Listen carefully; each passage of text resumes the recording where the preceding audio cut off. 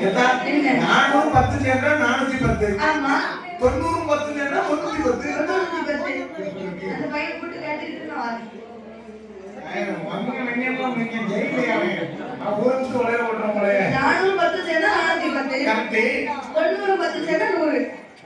அப்போ 400 10 சேர்ந்தா 400 சொல்லணும். ஆமா. முதல் தெரியாத போல பார்த்து கேட்கணும் என்னடா சொல்லுவோம். நீ இங்கிலீஷ் படிச்சலாம். 28 அவ்வளவு சொன்னேன். அந்த யூகேஜி பிகேஜி படிச்சோம்னா ஆமா. இருக்கும். உடனே நீங்க பாடல்வாடி படிச்சிருக்கீங்க. உங்களுக்கு மைண்ட் அவ்வளவுதான். ஆமா. நம்மள மாதிரி கிடையாது உங்களுக்கு. என் பெருமாள் கோபாலன் அதாவது ஒரு பண்டார கிழவனை போல் ஒரு பண்டார கிழவனை போல் கம்பு ஊன்றி தடி ஊன்றி தள்ளாடி தடுமாடி வருகிறார். தள்ளாடி எங்க வருகிறாரு? வந்துட்டார் பத்தியா?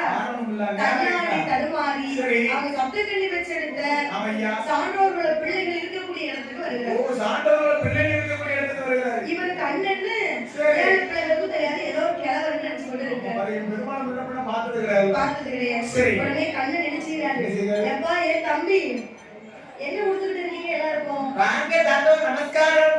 சொல்லுப்பா. நாங்க பன்னீர் கொடுத்து கொண்டே இருக்கிறோம். தாத்தா குருவாய் கொண்டு பாப்போம். ஆமாங்க. பணமாமே.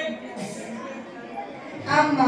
இப்படியாக பலன் எடுத்து கொடுத்து கொண்டு இருக்கக்கூடிய நேரம் பார்த்தார் என் பெருமாள் கோபால கண்ணன்.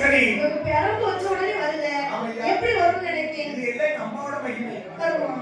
அப்ப தாத்தா அந்த பரம்பு கூட தாத்தா அப்படி மேலே கீழே பார்த்தாரு. அது இருக்கக்கூடிய சக்தியை எடுத்துட்டு என் பரம்பு இப்ப வச்சு கொடு தாத்தாவுக்கு அப்படின்னு வைக்காத பதினையும் வரல ஒண்ணும் வரல. அதுல உள்ள சக்தியை பூரா கண்ணை எடுத்து கொண்டு வச்சாரு. எடுத்துக்கிட்டாரு. உடனே பானை பதினையில இருந்து எதுவுமே வரல. உடனே சப்தக்கண்ணி வச்சிருந்த சான்றோர பிள்ளைகளும் அம்மா அம்மா பதினே ஆடி பதினே ஆடி ஆடிய பாத்தை சொல்ல அம்மா அம்மா பதினே ஆடி பதினே ஆடி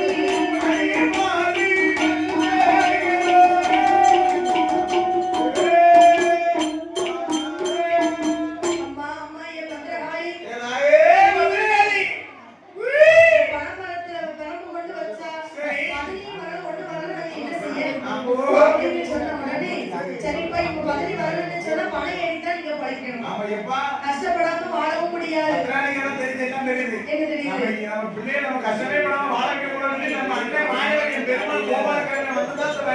வந்திருக்கார் போல செல்லும் பிள்ளைங்க பணம் ஏறப்போமே. ஏ பொன்னம்பல பாண்டியா, ஏ தேவிய பாண்டியா, ஏ வீட்டு பாண்டியா, ஏ வீசி விசி பாண்டியா, ஏ மாரட்டு பாண்டியா. அந்த அம்மா பாண்டிய வந்து கேட்டமாங்க. இது கூட கண்ணே கேட்டா ஆனா பள்ளி கட்டுப்பட்டே பையன். ஏ பாண்டிய மார்களே, இனிமே நீங்க பணம் ஏறணும்னு சொன்னா நீங்களே ஏறி பதவி காசு தான் குடிக்கணும். என்ன எப்படி ஏறணும்னு சொல்லுங்க கேளு. அதாவது அம்மா கையில இருக்கே திரிசூலம்,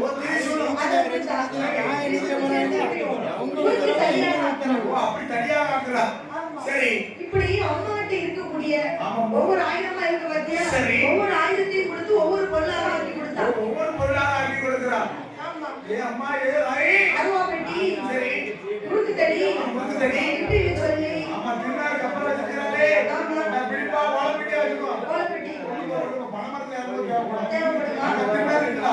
தின்னார் சின்னமா போடு. தின்னார் சின்னமா. சரி.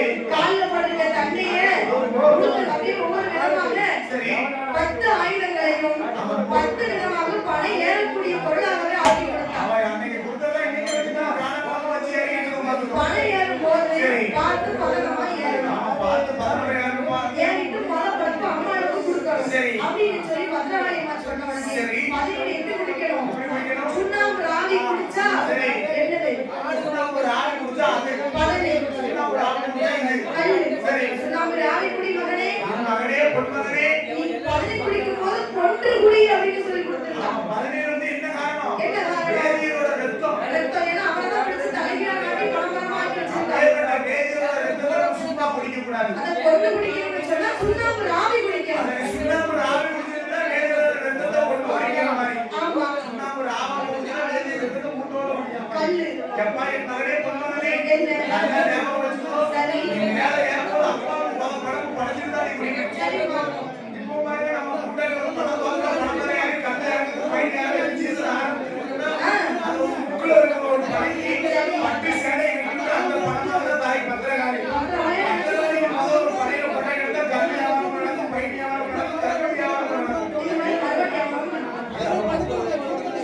உடனே மாத்தா பத்திரகாளி அம்மாவை வார்த்தை கேட்டு வார்த்தை கேட்டு பொன்னம்பலம் பாண்டியன் மனையேற வேண்டும் என்று சொல்லி ஆமாம்மா முதல்ல